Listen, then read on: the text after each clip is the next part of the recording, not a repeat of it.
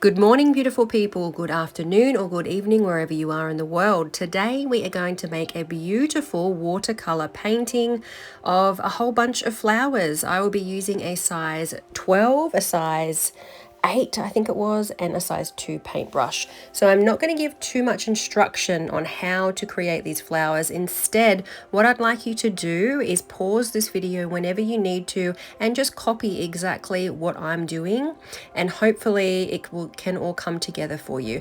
Giving instructions on how to paint flowers I find is really difficult, probably because I've only been using watercolor art for probably about 6 months or so, and I'm still trying to perfect it myself. So please feel free to pause this video wherever you need to and just try and copy what I'm doing, the brush strokes.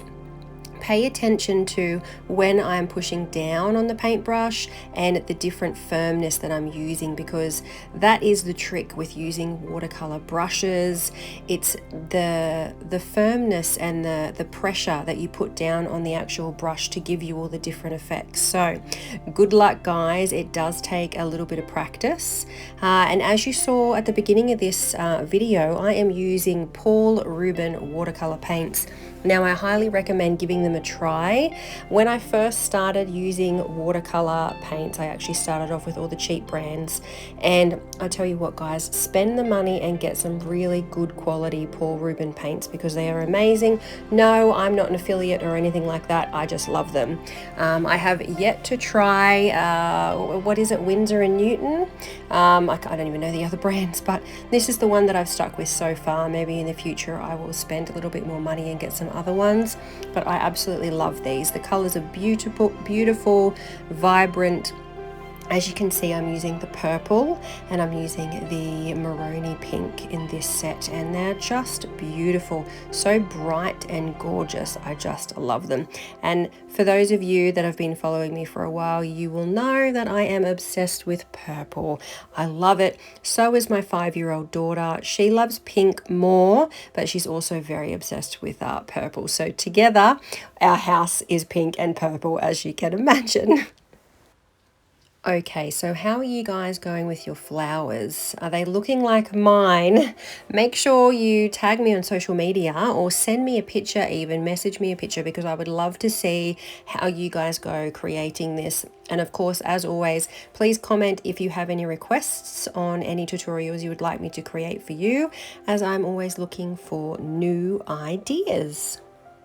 Now, one thing I should have mentioned at the beginning of this video is that you do need to be using watercolor paints on a good quality watercolor paper.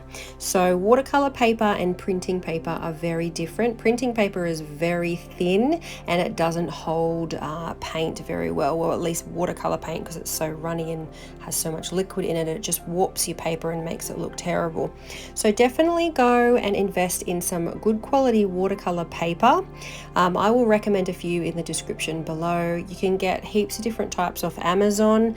Otherwise, just head on to your local art and craft shop. If you're in Australia, check out Kmart. They've got some in there as well. I think there's about 190 or 180 GSM, which is totally fine.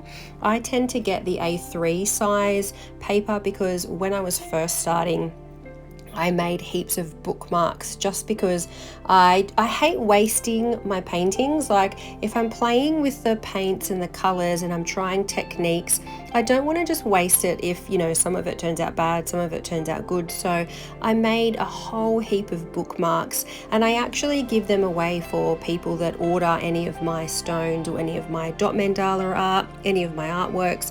I send them a free bookmark. And it just feels, you know, a lot nicer knowing that all my practice things aren't actually going in the bin or being wasted if they don't turn out. Oh, and also I'll let you know that if you laminate watercolor art, especially if you add some black pen to add some detail over the top, the lamination or the laminating of the paper turns out really nice, just with that plastic covering. That looks beautiful. It makes the colors and the black pen really pop. So do that, check it out. I think I have some examples and stuff on my Instagram, so jump across to my Instagram page and check out my posts of my watercolor bookmarks. I definitely have heaps on TikTok, quite a fair way back. because I did it a few months ago when I was first starting to use watercolors. So jump across to my TikTok and go all the way back like 2 months, and you'll find all my watercolor bookmark videos and how excited I am. I sound so enthusiastic about adding salt to the watercolors and stuff, and how it gives, you know, lots of really cool different effects. So be sure to check out my other social media accounts, and if you would like a tutorial on exactly creating bookmarks and exactly how I do that, then please let me know in the comments and I will make one and show you guys. So how are you going with the flowers and these leaves?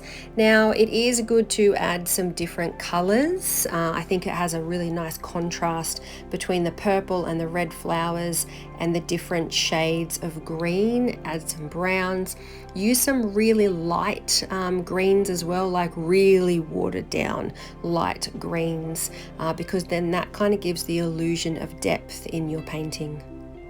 Now what I'm going to do with this, once it's all completely dry, is go over it with some gold watercolor paints, or maybe even some Posca pens. And as I said before, you can use black pen to add in some detail as well, but I think I feel like I want to add some sparkles to this. So keep on watching, subscribe to my channel if you haven't already, and I will post a part 2 of this video where I add some beautiful sparkly shimmery glittery highlights to this bunch of flowers.